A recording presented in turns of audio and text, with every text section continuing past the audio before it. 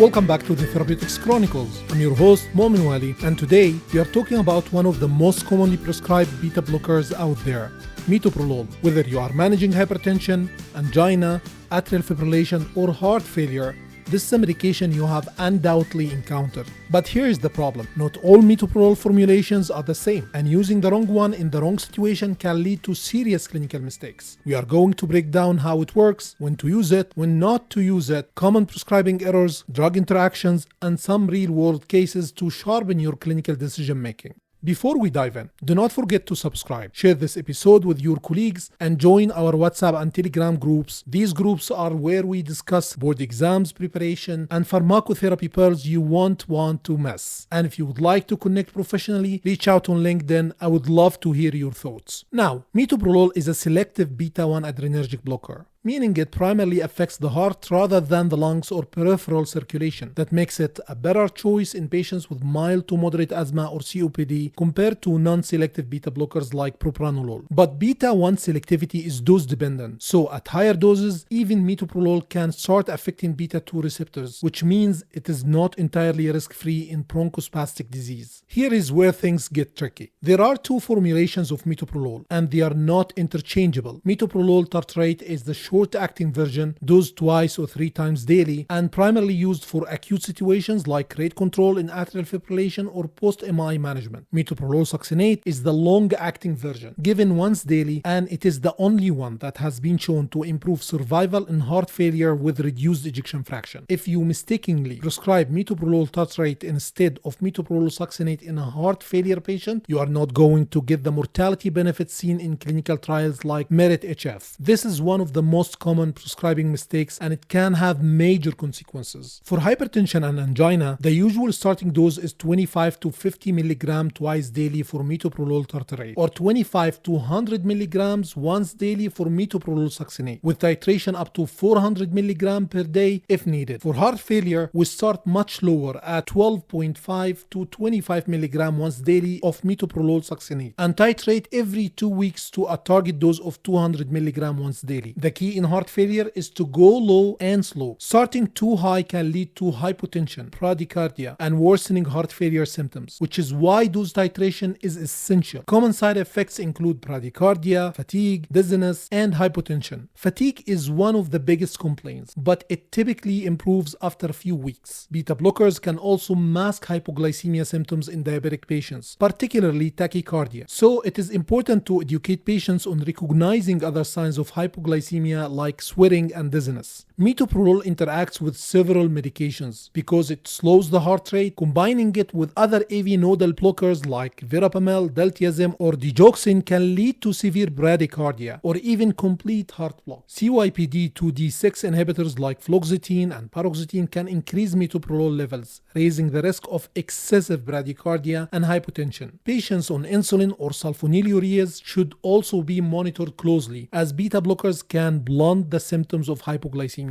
Let's talk real-world cases. A 60-year-old male with heart failure with reduced ejection fraction is started on metoprolol Tartrate 25 mg twice daily. A month later, he is hospitalized with worsening heart failure symptoms. The mistake? Wrong formulation. He should be on metoprolol Succinate, not Tartrate, because only the extended-release version has proven survival benefits in heart failure. Another case, a 50-year-old female post-myocardial infarction is prescribed metoprolol Succinate 100 mg once daily, but still has a resting heart rate of 90 beats per minute. She should have her dose increased because post-MI, we aim for a resting heart rate of 55 to 60 beats per minute for optimal cardioprotective effects. A 70-year-old male with atrial fibrillation is on metoprolol Tartrate 50 mg twice daily and diltiazem 240 mg daily. He presents with dizziness and a heart rate of 38 beats per minute. This is a classic case of bradycardia due to dual AV nodal blockade. The solution is to reduce or discontinue one of the agents, usually starting with the beta blocker. Patients should be counseled that beta blockers do not work instantly like a painkiller or a diuretic. They take weeks to show their full benefit, especially in conditions like heart failure. If they feel fatigued early on, that's expected, and they should not stop the medication abruptly. Stopping metoprolol suddenly can can lead to rebound tachycardia, hypertension, and even angina exacerbation in patients with coronary artery disease. Patients with heart failure need to understand that initial worsening of symptoms does not mean the drug is failing. It is part of the process,